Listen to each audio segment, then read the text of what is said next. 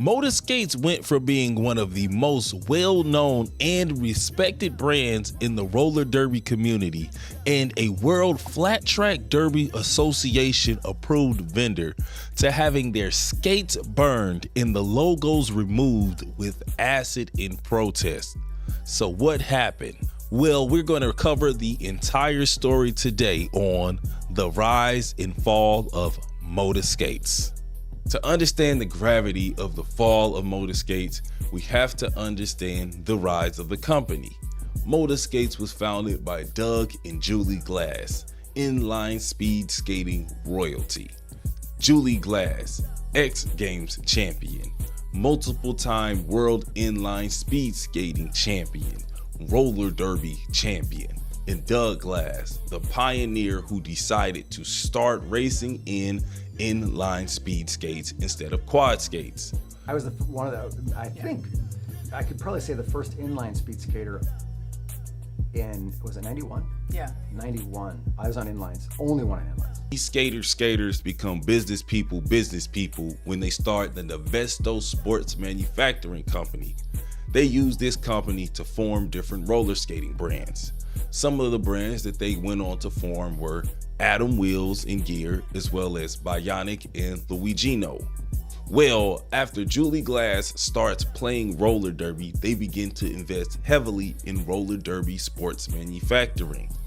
Before they started manufacturing roller derby gear, there were no other companies investing in creating high quality gear for serious roller derby competitors. That's why it was so shocking when they started spouting right-wing rhetoric and crashing out on Instagram. The rise of Mota Skates is so hard to pin down because there are a couple of stories online talking about it. Doug and Julie Glass were pretty much excommunicated from skating and people began to distance themselves from the couple. It's in their best interest to change the history and kind of erase the part where Doug and Julie Glass were the people that did this. Well, in the beginning, back in 1997, Atom Wheels was started as a brand inside of a holding company, the Nevesto Sports Manufacturing Company. A couple of years go by. At first, they're inside of the inline market. Then they start to notice that roller derby is getting more and more popular. Julie says, let's jump into roller derby. Doug is a little apprehensive, but eventually they jump into the roller derby game. I ended up going to watch a couple bouts with some old speed skater friends, and you know, these are brand new girls just learning how to skate. So when I first watched it, I was like, wow, this is cool. I love that they're on roller skates, but I don't know if I can get into this, you know, because they're kind of skating straight up and they can barely skate. So if I went out there, just want to throw in there, I went with her. And go ahead. He said, I don't want you to do this sport right now. I don't want to do the sport, and I really don't want to actually make products for this sport. That was where I was at that time. Oh. They were fighting. They were pulling hair. This was still during the time when Derby was like WWE. It's like before they came and decided to do the research and then produce the products, there were not products being produced for roller derby competitors who were competing at a high level. By becoming pioneers in the game, Mota became a household name. The Atom site says they were founded in 2008 as a roller derby company, and they switched hands in 2012, and now they're Atom Wheels. Bow. A new chapter, the acquisition by Tournament Sports Marketing, 2012. The rapid success and expansion of Atom Wheels, Bionic, and Pilot Plates did not go unnoticed. In 2012, shortly after the company's inception, Tournament Sports Marketing, TSM, owners of Jackson Ultimate Ice Skates, recognized the potential and the value of the flourishing brands. When you go back to the original Atom blogs, the one that Julie Glass wrote, they have a licensing agreement with Jackson Ultimate. They're not completely taking over the company, and there's not like a shift in leadership. It's just them working together now. So boom, Nevesto, aka Adams Wheel, and Tournament Sports agreed to long-term licensing agreement of Jackson Skates. So boom, they're calling it a long-term licensing agreement, like, okay, we gonna let them use our products on their products, but on the Atom site, they talk about it like they own it now.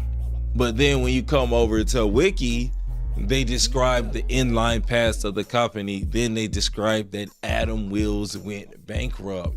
So after looking at all of those three stories, I had to say they started in 1997. They switch over to roller derby.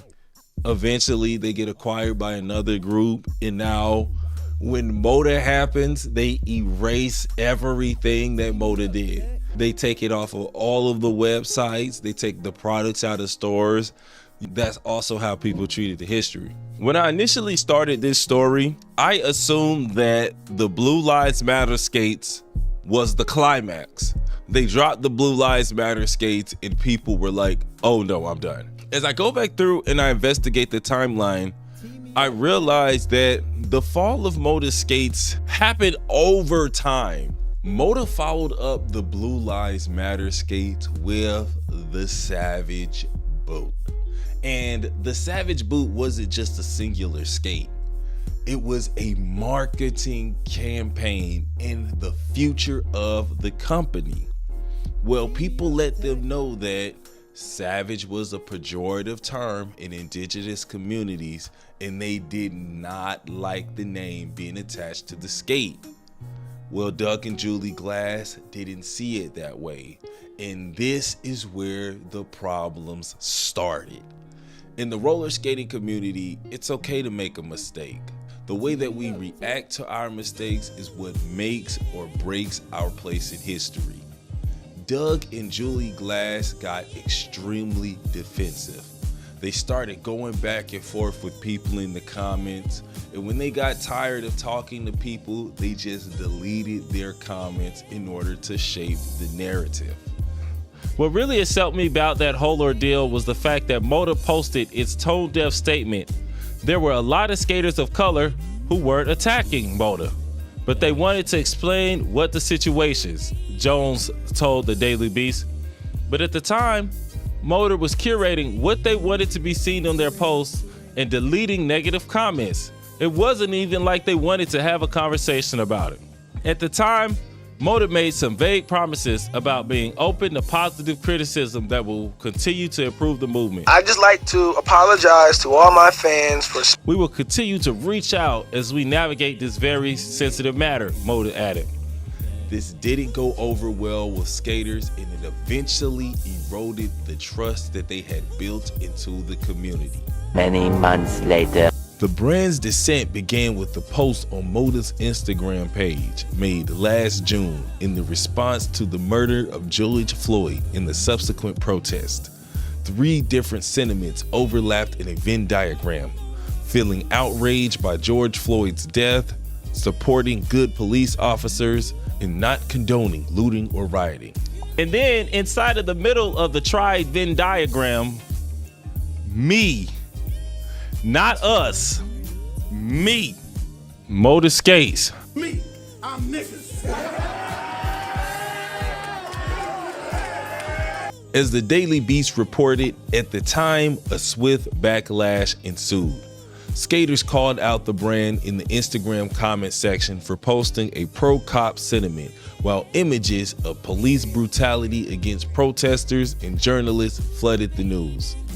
Doug and Julie Glass will later release an apology via the caption of another Instagram post. Underneath the black square, the copy read, I'd like to apologize to all my fans for our ignorance regarding the Black Lives Matter movement. We are working with others in the community to better ourselves in support of BLM. Your voices are heard. We are open to positive criticism that will continue to improve the movement. We will continue to reach out as we navigate this very sensitive matter. We understand this is not enough, and we will continue our support in the best of our knowledge and provide more information regarding our actions in the upcoming days. We are open to positive criticism that will continue to improve the movement. We will continue to reach out as we navigate this very sensitive matter. We understand this is not enough, and we'll continue our support to the best of our knowledge and provide more information regarding our actions in the upcoming days. But this too felt underwhelming for skaters looking for a heartfelt or genuine seeming apology. Many, like Sherman, sought to disavow Mota. Some burned their skates outright. Others covered up the Mota logo or removed it with solvents. A GoFundMe account raised nearly $10,000 to assist skaters of color who needed financial assistance in replacing their Mota boots. 4 different skate companies banded together to announce they would no longer sell Mota products.